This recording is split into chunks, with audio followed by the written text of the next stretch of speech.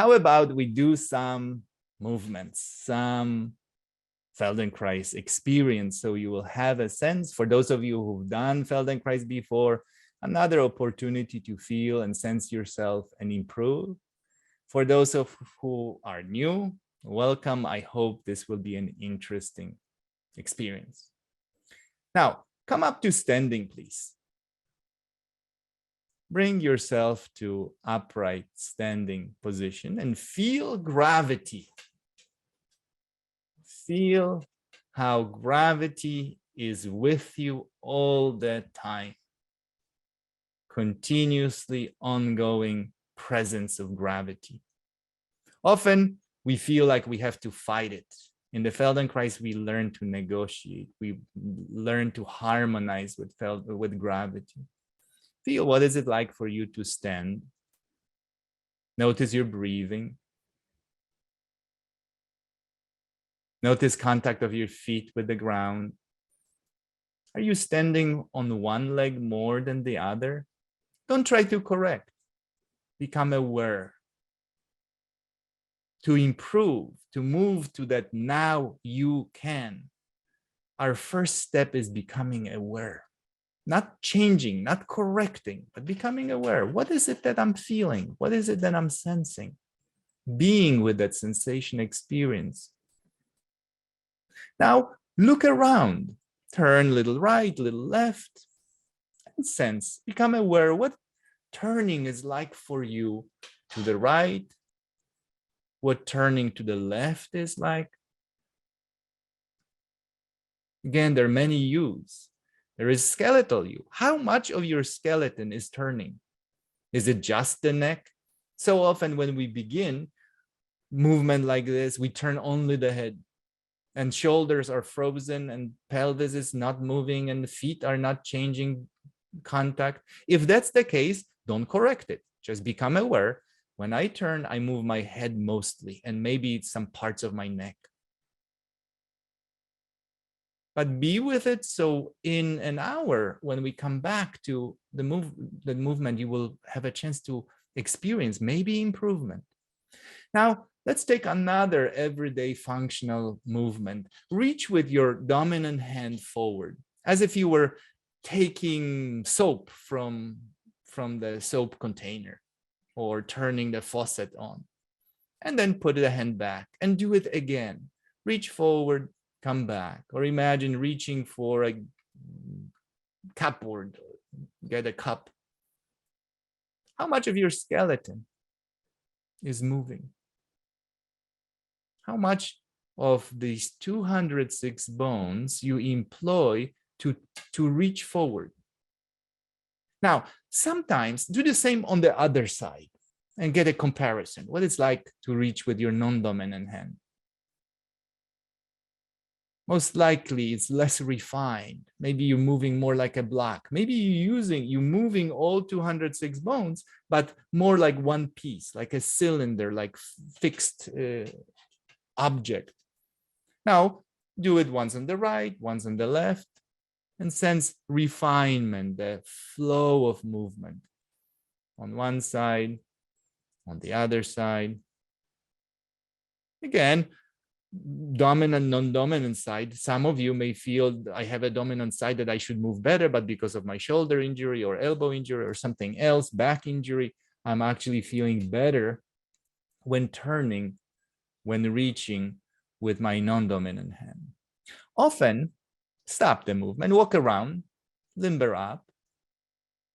Often we think that in order to utilize entire skeleton, we need to make movements bigger, but that is not true.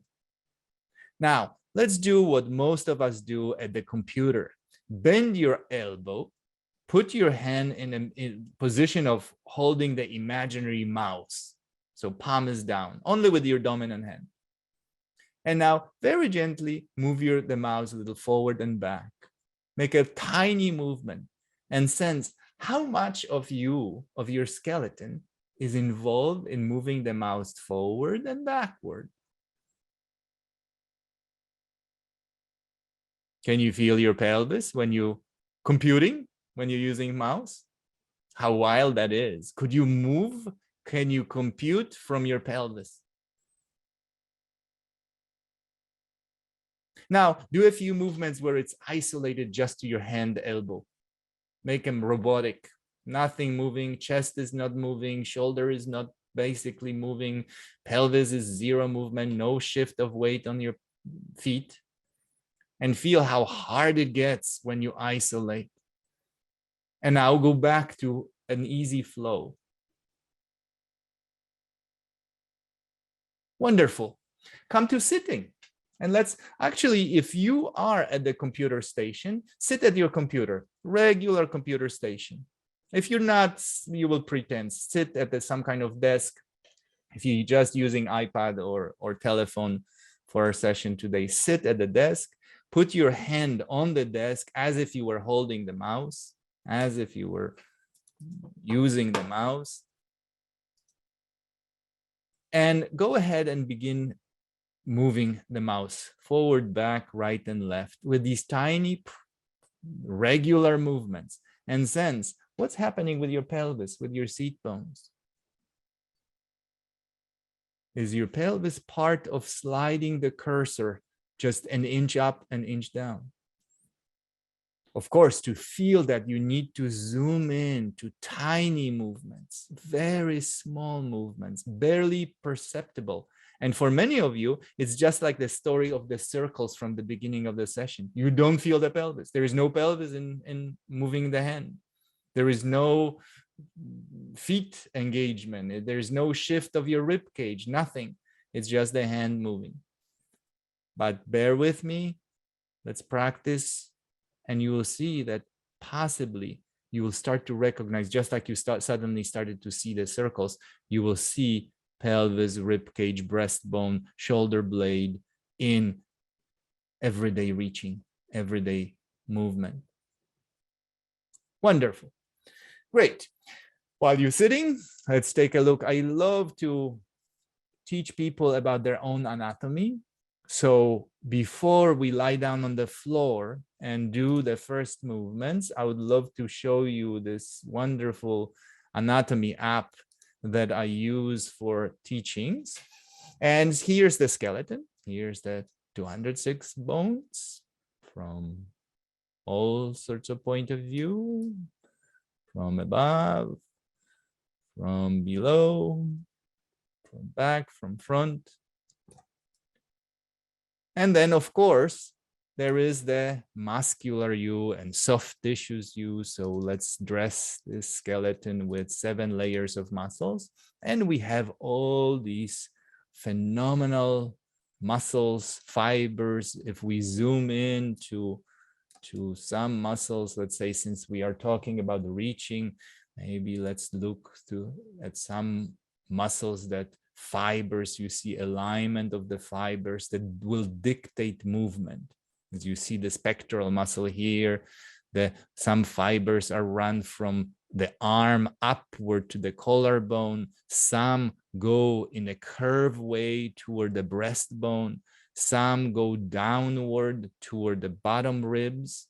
And therefore, each of those fibers will dictate in which direction your arm is moving. It's a phenomenal thing that because of this intricacy and complexity, you are able to do movements, so many millions of movements that you're capable of doing.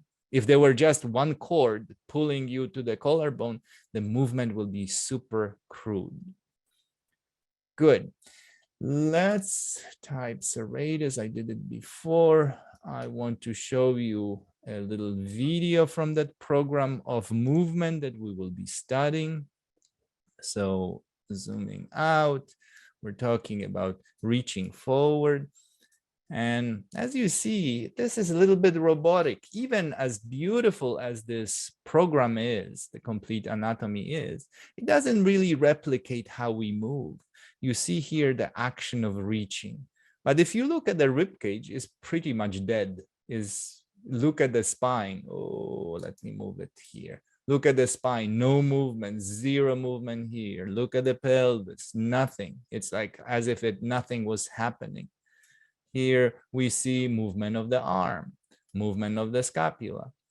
So it's quite nice, but it's actually far. This skeleton would need some Feldenkrais to learn how to move from unable to now I can with beauty, with elegance, with gracefulness. Let's take a look at a couple of muscles that we will become aware when we are lengthening the arm. So one of them is here, the serratus anterior. It goes under your shoulder blade. It actually helps you not to have winged shoulder blade because it's attached underneath the shoulder blade and it's pulling the shoulder blade forward toward the ribs here. It works in combination with the pectoral muscle, pectoralis minor, that pulls the collarbone forward toward your ribs. Go ahead and lengthen your right arm again in front of you and see, can you sense contractions in your rib cage? Contraction somewhere here where the orange structures highlighted are.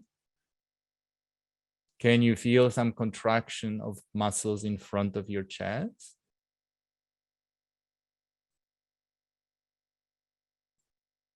And then if we go back to our home,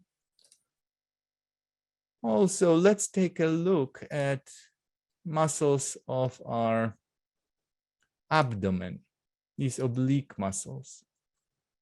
Can you see the fibers of muscles here in the abdomen pull the rib cage, or can pull the rib cage toward the midline?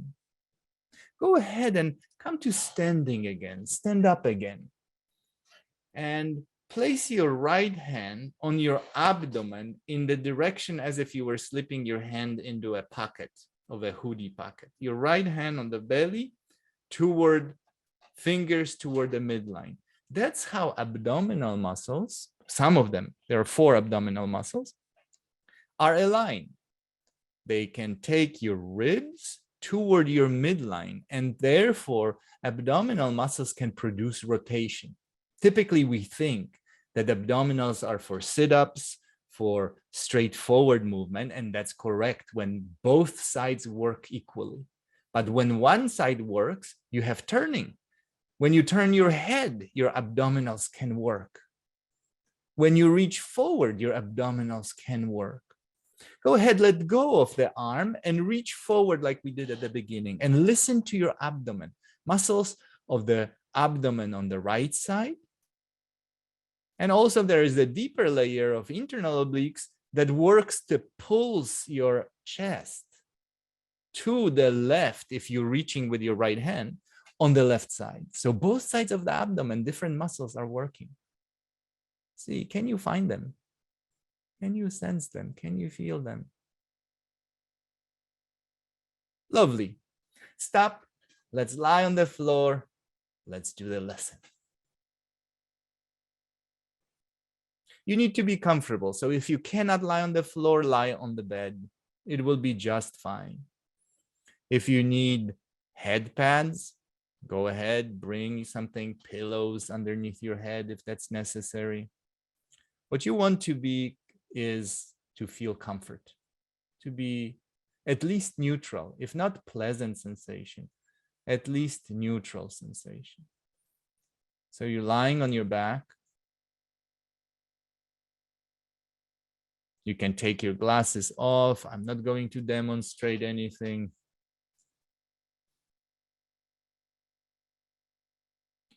You will have a chance to learn from your own experience. That's the beauty of the Feldenkrais and uniqueness of the Feldenkrais method. We're not teaching by modeling, by showing you how you should move. We're teaching by providing you experience, and you're learning from the experience. So you're lying on your back, and take a moment to feel yourself, to sense yourself, to be with yourself, to be now.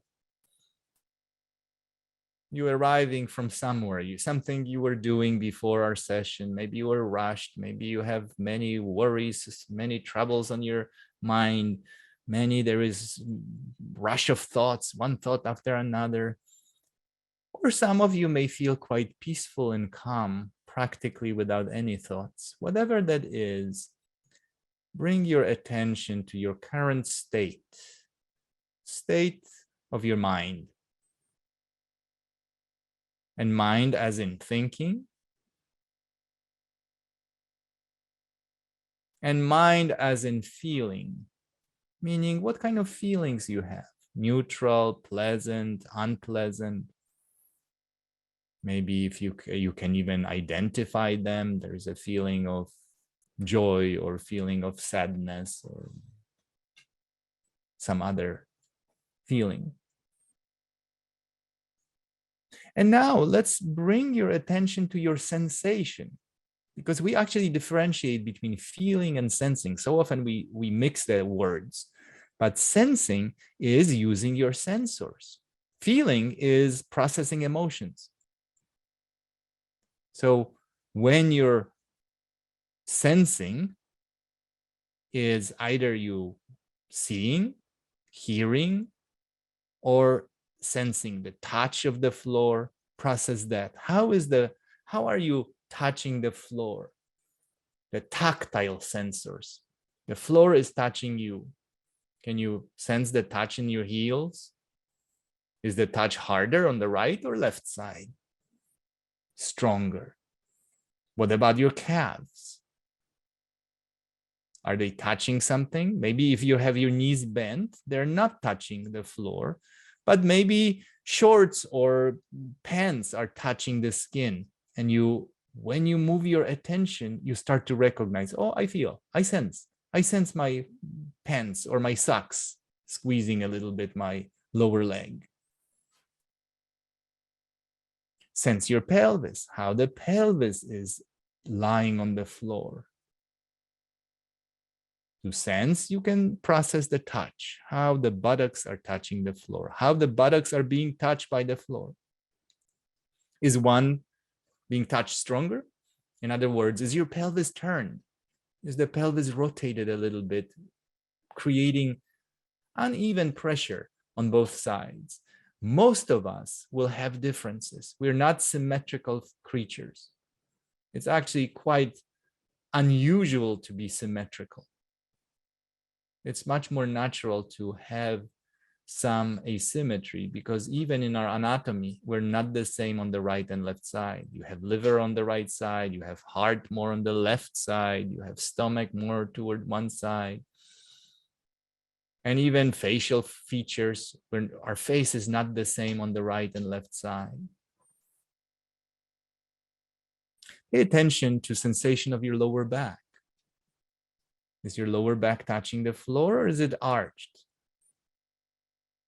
Again, that sensation we cannot take for granted. Remember when initial slide when I said that the job of the nervous system is to sense and to interpret.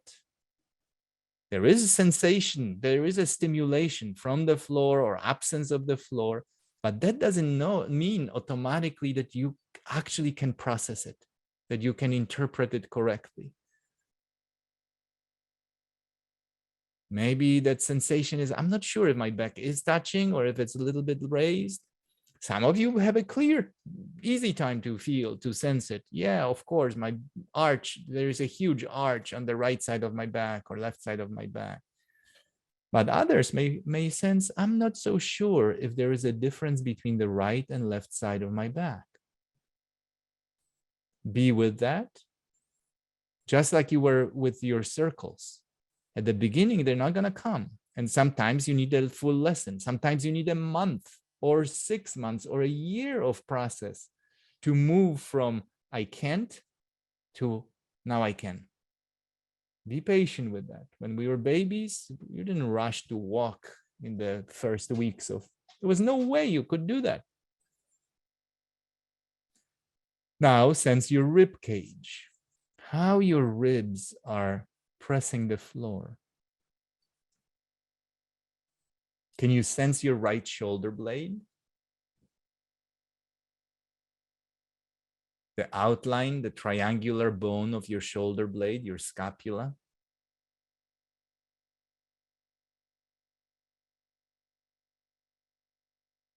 And now the left scapula. Perhaps one scapula, one shoulder blade is easier to sense. Maybe you have an easier time to sense it. Somehow, with what you've been doing in your life, all the history, or your personal history, made it such that one side is clearer, easier to sense. It's likely that it's also easier to move because there is a connection between sensing, interpreting it correctly, and moving well. The sensation is like a GPS for our brain to move, to use for movement. When sensation is lacking or if it's confused, it's very difficult to move. And anyone who has neurological problems will experience that confusion, not being able to sense, numbness, tingling, confused body image, neglect of one side, as in stroke, for example. There is confusing sensation. So how can you move that arm? How can you move that leg? You need to develop the clearer sense before you're able to move it. Now sense your shoulders. Which shoulder is closer to the floor and which shoulder is lifted? Since we're going to explore reaching, sense if your chest is already in a position of reaching. Maybe one shoulder is more forward, more to the ceiling, protruded. Maybe the head is rolled a little bit toward one side. Your nose, your eyes are already turned a little bit toward one side. Don't change it.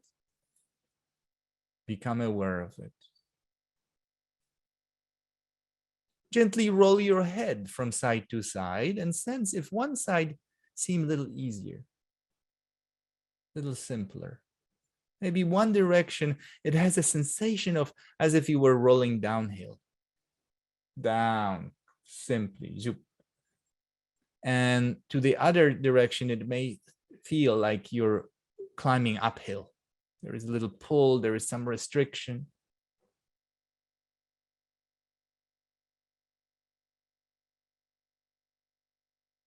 Wonderful. Stop.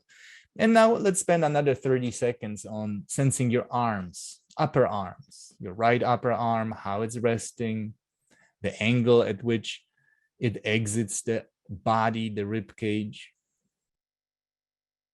How do you know how far your right arm, right elbow is away from your ribs? Is the job of the proprioceptive sensory system.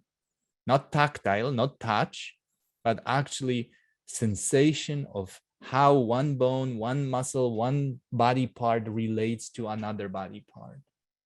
Notice, is one arm, like if you compare left arm and the right arm, is one arm closer to the body? Is the distance exactly the same? Not likely. And what about the forearms, the wrists? For many of us, wrists are raised from hours of typing, being on computer. Those muscles are so habituated to contract that the wrists don't touch. Sense how your palms and hands are organized. Maybe there is a difference between right and left side. Maybe one palm is up, maybe the palms are down, maybe one is up, maybe both are up. Become aware of it. And now please bring your right arm toward the ceiling. 90 degrees, straight in front of you like a column. So the arm practically supports itself.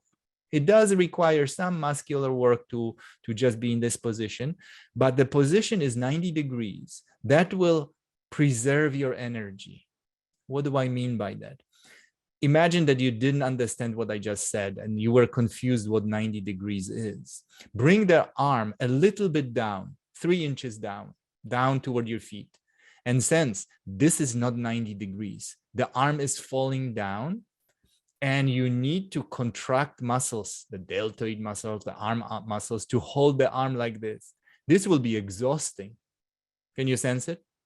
Now bring your arm back to 90 degrees where it can balance itself, where it can be just pretty much like a column, like a Greek column that can stand thousands of years. Beautiful. Put the arm down and rest a moment. Bring your left arm up and describe to yourself, am I at 90 degrees? Is the arm a little bit more inward, more outward, more toward the head, more downward toward my feet? Where is that balancing point where the arm can pretty much line up with line of gravity?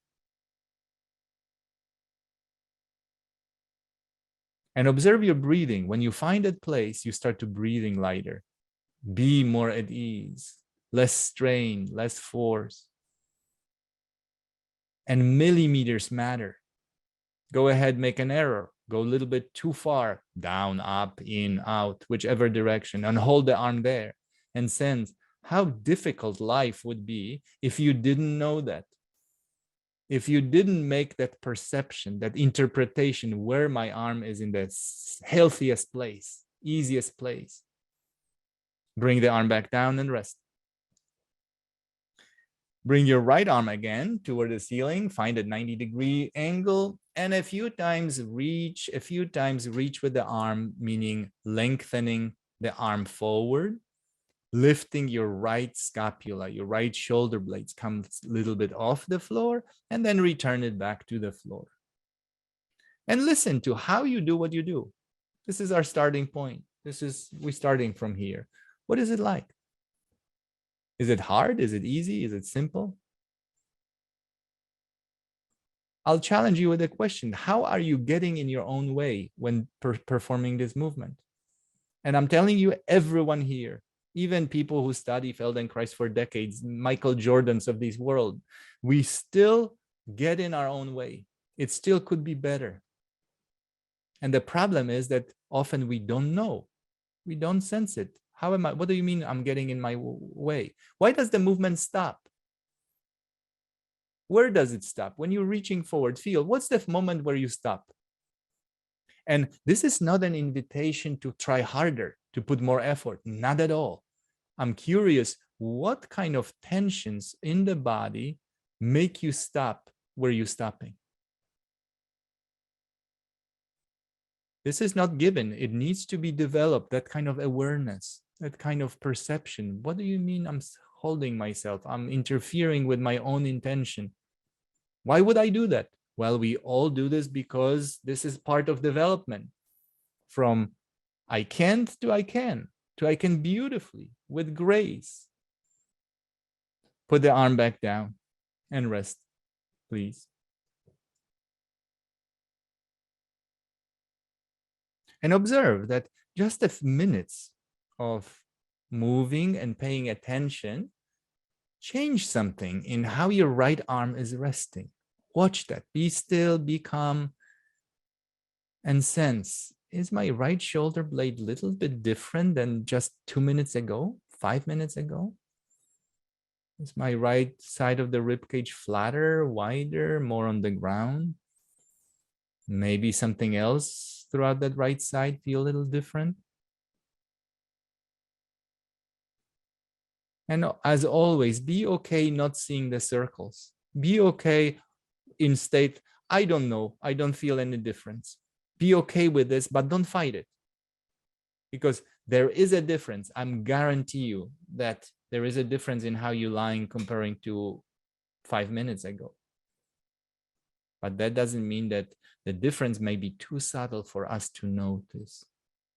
Bring your right arm again toward the ceiling. As you lengthen your right arm toward the ceiling, observe what you do with your head. What do you do with your head as you reach forward? Is your head moving or is your head still?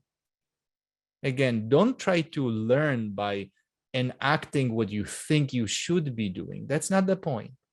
All you do is you lengthen the arm, come back, and you are watching what's happening spontaneously with my head. Am I rolling the head? If so, am I rolling it to the right, to the left? Am I rolling it up or down? Or maybe I discover I'm not moving my head. My head is fixed, pinned. In fact, some of you may feel that you're pressing the back of your head in order to lift the shoulder blade. Now, there is a problem with that because your neck muscles are working so hard when you do that. And you're fixing. It's doable. You can do this. Let's try, all of us. Please press the back of your head into the floor in order to lift your shoulder blade. And feel you're using muscles of the neck to lift your shoulder. You press back in order to lift. And there are situations, like in wrestling, for example, sometimes you see wrestlers doing a big bridge with the head pushing into the floor and sending their pelvis high up. So there is no problem with this.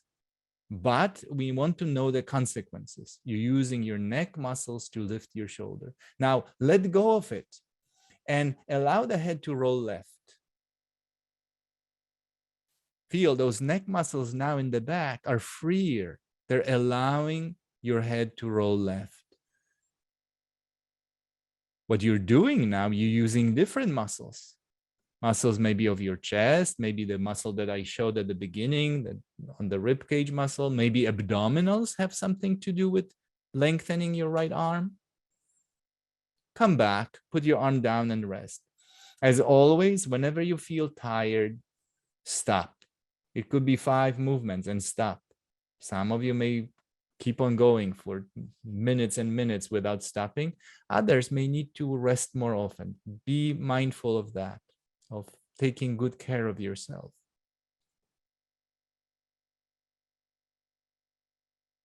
Bring your right arm again toward the ceiling. This time, lengthen your arm first 2 or 3 times and roll the head left, just like we did. Literally 2 times. And then come back. Shoulder blade comes back. Lengthen. The shoulder blade lifts. You roll the head left. Now, lengthen your arm, lift your shoulder blade, but turn your head right, meaning toward the arm. And feel it's a funny sort of sensation. Your chest is turning left, but your head is turning right. You are lying on your back and you're lengthening your arm. As you lengthen the arm, turn the head right. In other words, you're opposing the movement of your chest with your head. Feel you can construct that movement. You can actually even benefit from this movement when you know how to do it without efforting, without straining, without causing pain. What you're doing now is what we call differentiation. You differentiate your chest, the rings of ribs, from your neck. They're moving in opposite directions. Most likely it's harder. It's a little bit more challenging. And it makes sense. Now go back to turning the head left and see if it's better. Lengthen your right arm, roll the head left. See if it's a little bit better where the ring of ribs turn left and the ball of your head is rolling left too. Can you picture our skeleton George, the friendly skeleton George? Can you picture it lying on the floor and I'm pulling on the arm toward the ceiling? What would happen with the head? Can you picture the head would roll left? Everything would roll left. Chest would turn left. The breastbone would move left. Lovely. Stop. Bring the arm back down. Rest a moment. Again, pay attention to the right side, to your right shoulder blade, to your right arm. Is it lying heavier on the floor? Longer? Closer?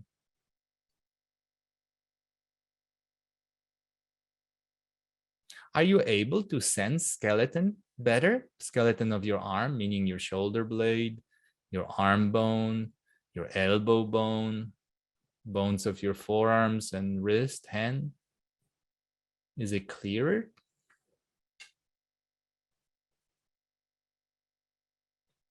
One more time, bring your right arm toward the ceiling. The third possibility, we learn by experiencing all possibilities. We don't learn by learning by somebody telling us how we should do, because when you look at childhood, early childhood, we didn't learn walking, rolling from side to side from anybody teaching us. We learn from ourselves, from experiencing movement. So now, head is still, fixed, and lengthen your arm. Feel another option. What do you sense? What's happening? Can you sense the movement is a little bit more restricted? Lift your arm, lift your shoulder blade. Don't move your head. Notice that to not move your head, you actually need to effort. You need to put effort in your neck, in your jaw, in your face to stiffen your head so it's not moving. Do it and learn from experience. What is this experience?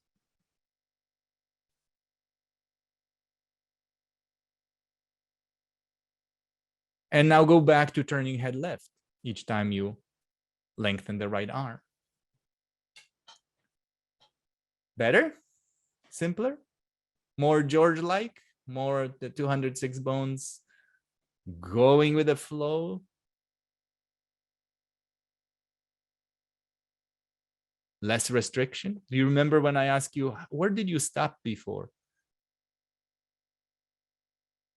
Did you pass that? Are you moving a little bit further? But not because you're trying or cherishing bigger movement, but simply because you're interfering less. Put the arm back down and rest, please. And recheck with yourself the right side and the left side. How are you changing? Maybe even beyond just the shoulder and arm. Maybe the right lower back. How is the right lower back on the floor? Is it flatter, longer, closer to the ground? Is there a difference in the length of your right leg and the left leg?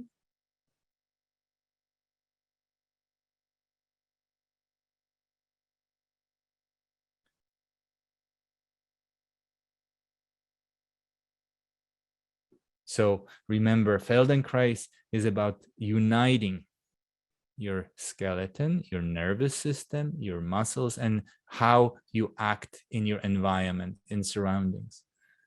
Bones, how bones connect, your arm bone with your shoulder blade, with your rib cage, with your spine, with your pelvis, with your legs, with your head. Muscles, how they contract to produce movement of those bones.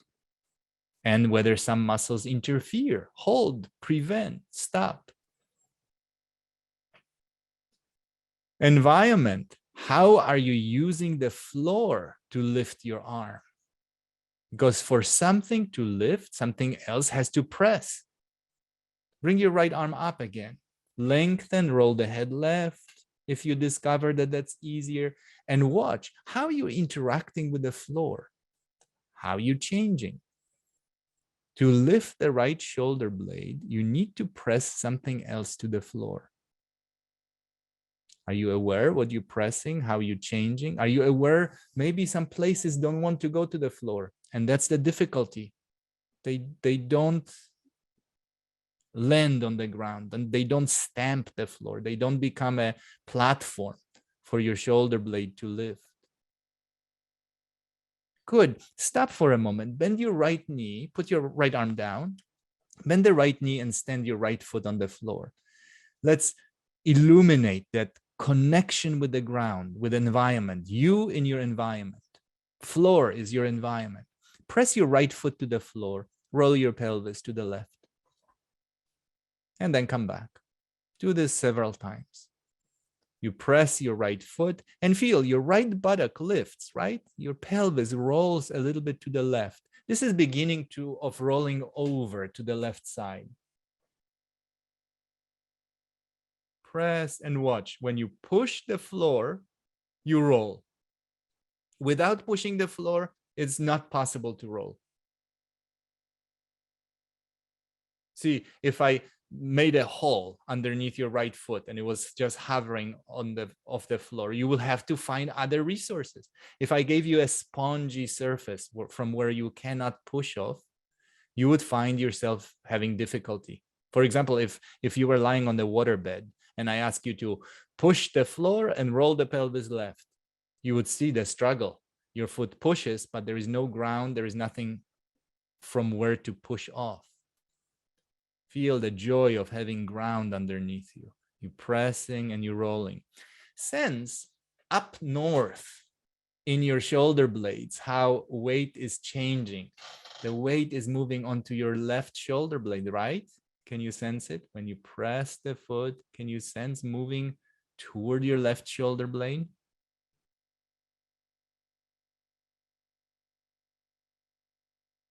Wonderful. Stop, straighten your legs and rest, please.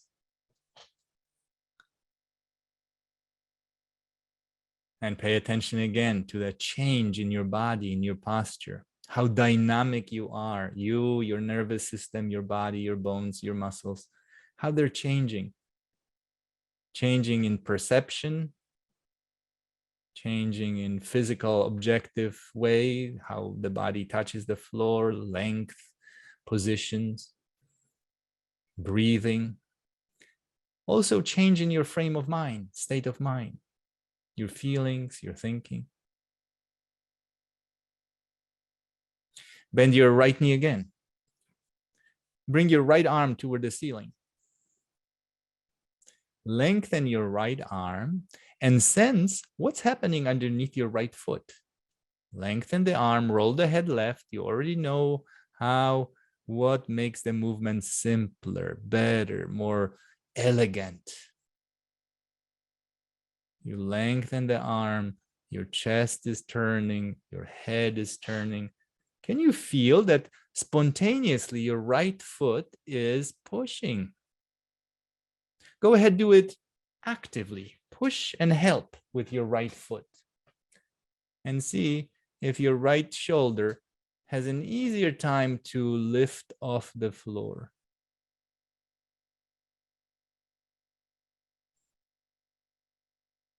If the movement has more flow.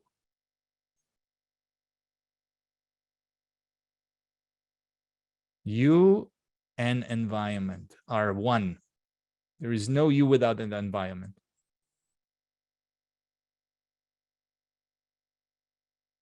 How do you read the floor, the surroundings? What makes you feel better, easier, simpler? Now we can make it harder. Switch legs. Bend your left knee, straighten your right leg. Keep the right arm up. Keep the right arm up. In other words, bend the quote unquote wrong leg. And can you sense? Go ahead, lengthen your right arm.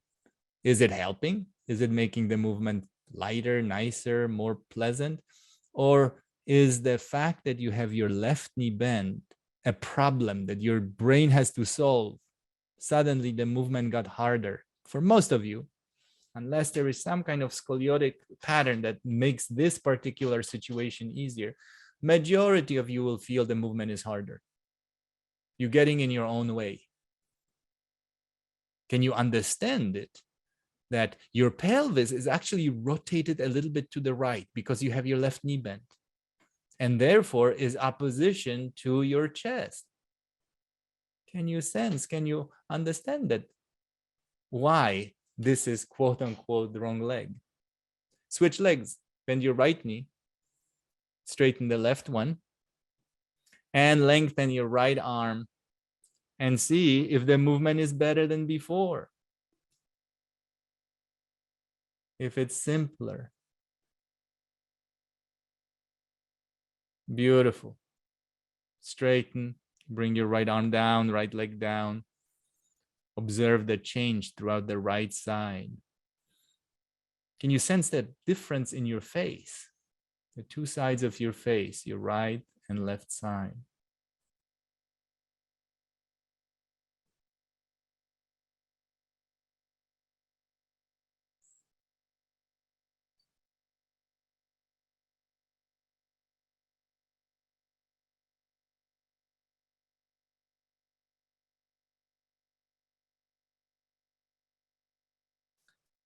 Sense how your body surrenders to the floor. Most likely it's different than half an hour ago. You're breathing.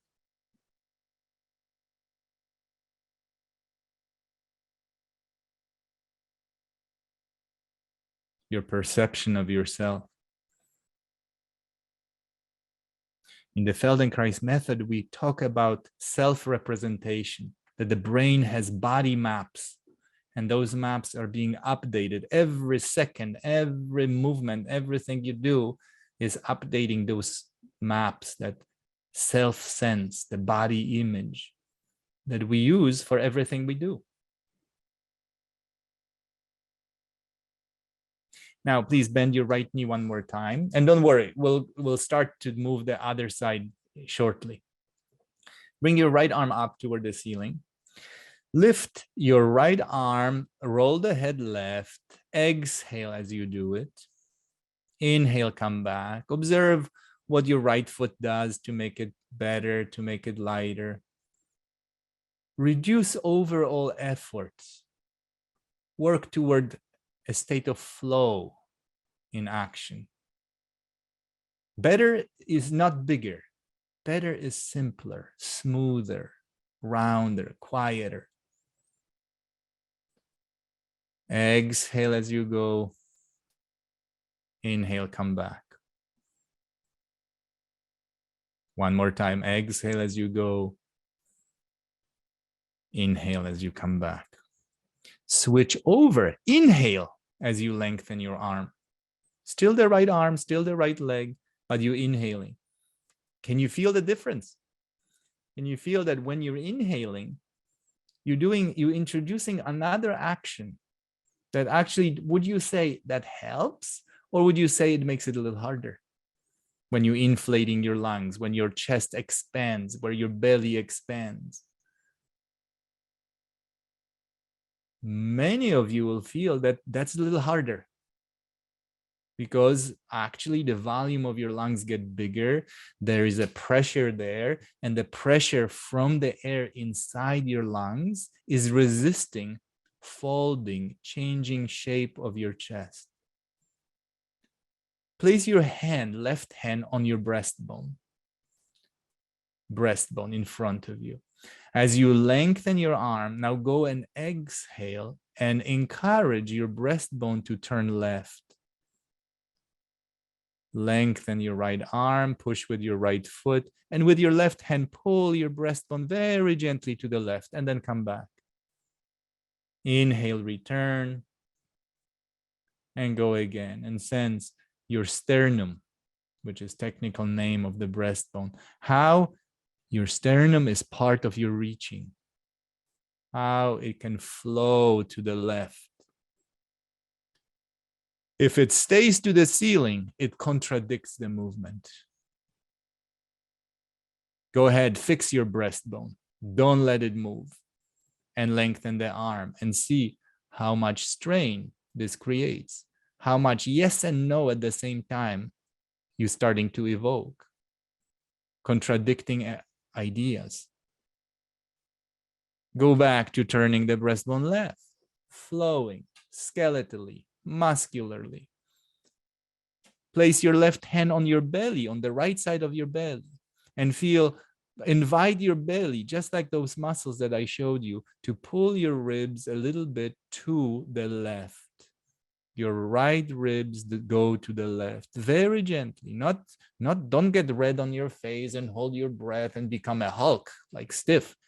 Instead, flow like a river. Arm goes toward the ceiling and ribs just flow simply because they're light. They're not inhibited. Excellent. Put your arm down, rest, stretch out your leg, and feel the difference between the two sides. Feel how long the right leg is, right arm. Feel the difference in your face, in your whole being, how differently you're finding yourself. Are you more aware of yourself? Are you more present to the sensations of touch, of floor, of ground, of gravity, of relationship to environment, to the supportive surface? Are you more aware of your muscles, of your bones?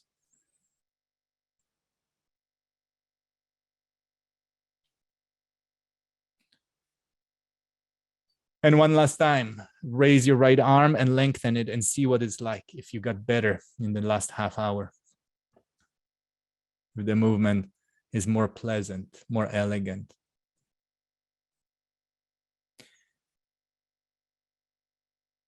Now, please bring your left arm up and compare that. Some of you transferred that knowledge, that skill, that learning already to the left side, but some of you will feel, oof, such a huge difference between one side and the other. One side feels stiff like a poker.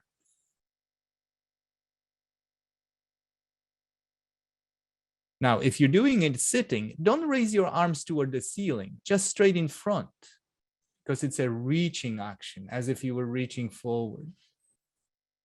Now, bend your left knee, move your left arm toward the ceiling, and sense your head turning.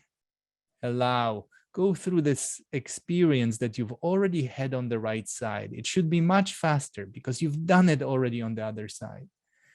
Of course, it's a unique experience, different because your body is different, bones are different size. We see it in tennis players, right? Now with the US Open, the bones skeleton is different on the dominant side and non-dominant side. There are skeletal differences because our bones respond to how we use them. If somebody's hitting the ball hundreds miles per hour for hours, thousands of hours, their skeleton is going to change. So this is a unique experience for you to move the left arm. It's not just mirror image of the right. Good. Put your left arm down, but keep your left knee bent. Keep your left knee bent. And press your left foot toward the floor and feel how the left buttock now is lifting, how the left lower back comes off the floor, how you're starting to roll your chest a little bit to the right. But don't rush. Rushing is actually enemy of learning. It's better to be in the state of not knowing than rushing to quote unquote proper movement, proper answer. Be with it. Fully immerse yourself in experience of pressing the foot, rolling the pelvis right, coming back. Feel your right kidney. Is it going into the floor?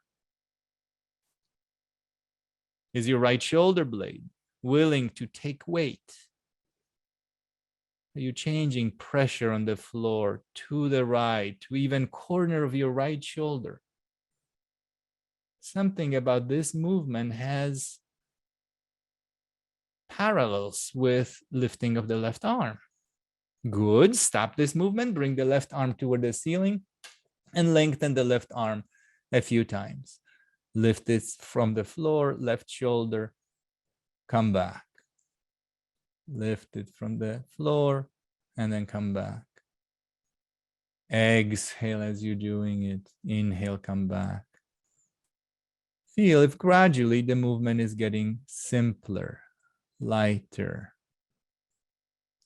If you are letting go of that effortfulness in your body, excessiveness, holding, tensing, if you're starting to get the glimpses of what flow feels like, what zone state, being in the zone feels like. You cannot rush it. You cannot force it. It's not going to happen. It happens as an outcome of the right effort, right amount of it, right timing. Good. Stop. Straighten your arm, straighten your leg. Observe if now the left side is starting to change. The contact of the left shoulder blade, left back. How dynamic your body is, your brain, your nervous system are.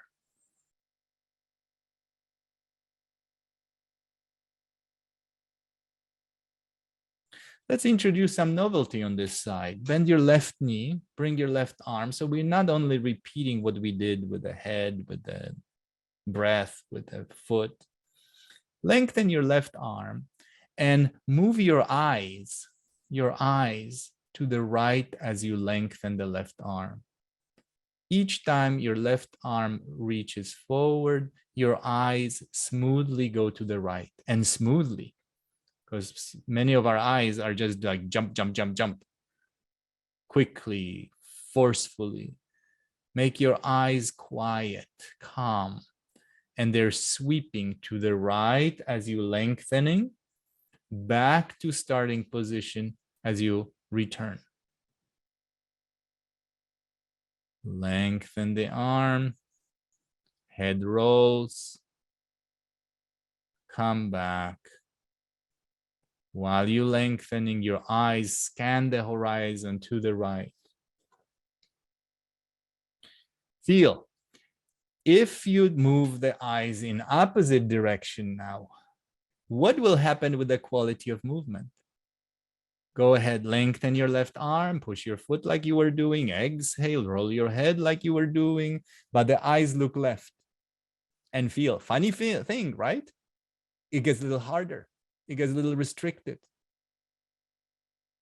And you see, this is not even skeletal. Your skeleton, from the orthopedic point of view, it should not make a difference if your eyes go right or left, because skull, cervical spine, thoracic spine, rib cage, shoulder blade, they're all going to the right. Why would eyes make a difference? That's because of the neurological reasons. You are differentiating neurons that move your eyes away from neurons that lengthen the body and turn the body to the right. Do this a few more times and you will see, you will reap the benefits of learning to unlock that your head can roll right while the eyes look left. It's tricky. It's not giving. At the beginning, you will feel your head stops, you're holding your breath, you're clenching your jaw, and you're doing all sorts of business like that interferes with movement. But give yourself another 30 seconds to figure out how to make it a little bit better. So arm reaches, left shoulder blade lifts, head rolls right, but the eyes look left.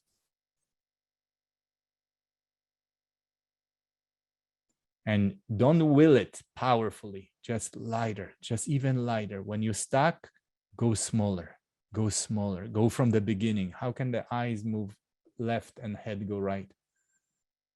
Good, go back to the eyes to the right and you will see an improvement. Left leg pushes, left shoulder blade lifts, head rolls, and feel how you're flowing to the right and then come back. Is it simpler? Is it better?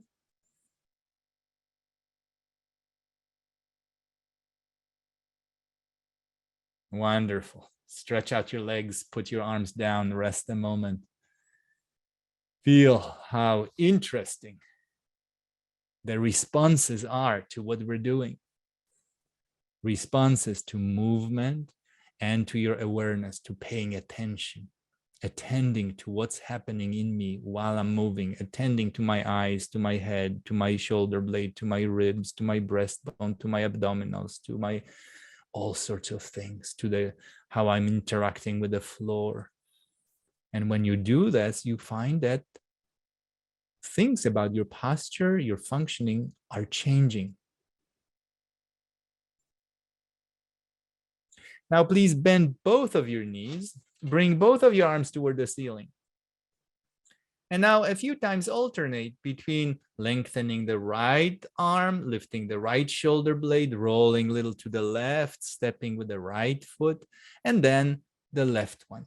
And you will sense that many of you will start to feel, oh, I'm rolling. I could actually roll onto the floor and to the side. If you bend your elbow on the side that you're rolling onto, you'll feel you come to practically to side lying.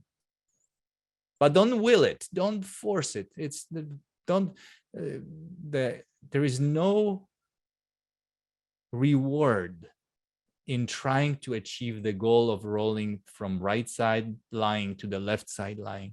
See if you can develop the state of being where rolling is so effortless that it just goes. It happens by itself. So often we try to roll out of bed and we clench jaw and we frown forehead and we hold our breath. It's all unnecessary. It's all just some patterns, habits, difficulties that we never resolved because we never paid attention to it. We never spent weeks or days or hours on perfecting it. See if you can offer yourself another 30 seconds to roll from gently right to left and being with yourself in such a way that you're just interested in inhibiting what's unnecessary. Holding breath is unnecessary. Fixing eyes on the ceiling is unnecessary. Holding the head still is unnecessary. Not moving breastbone is unnecessary. The breastbone is not moving, not because it doesn't have enough oomph in it or it's not enough muscular tension, it's because something is holding it. The breastbone is splinted, ribs are held. So our job is to remove that, to inhibit that, not to act, not to push through the constraint, but to remove the constraint in the first place. Leave it. Stretch out your legs, put your arms down, and stop, please. And feel, what do you like? What do you feel in yourself after this class, after this lesson? What's your breathing like? What's your contact with the floor? What's your sense of how large, how wide shoulders are? How broad shoulders, how open the chest feels? And please roll over onto your side and come up to sitting. Take a moment to feel how wonderfully you got up in a flowing way. Sit a moment, get used to gravity, to being upright. And then see how you can transfer yourself to standing. Smoothly, simply, lightly. Coming up to standing. And maybe it's not lightly. Maybe you feel I'm grinding my teeth, I'm tightening, and that's okay. Become aware of it. It means that you just need another lesson. Just another experience. Feel as you're standing, can you sense difference in uprightness?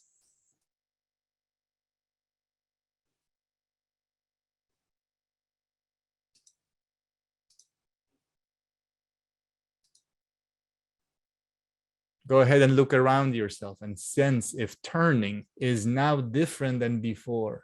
More of your 206 bones joining.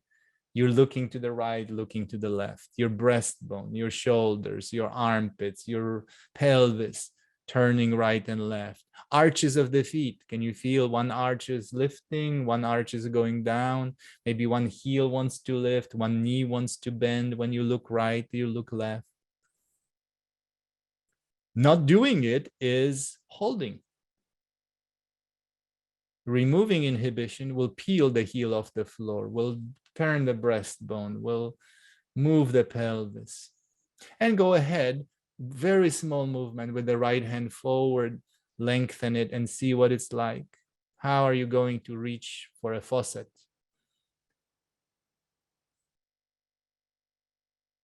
Back to computer mouse, bend your elbow and now make that tiny movement. And can you sense, even with tiny movement, your head, your chest, your pelvis are starting to join because they are held less. Wonderful. That's our lesson. Walk around, please. And then if you could come to the computer screen for a moment, but I'll give you 1 minute, just walk around.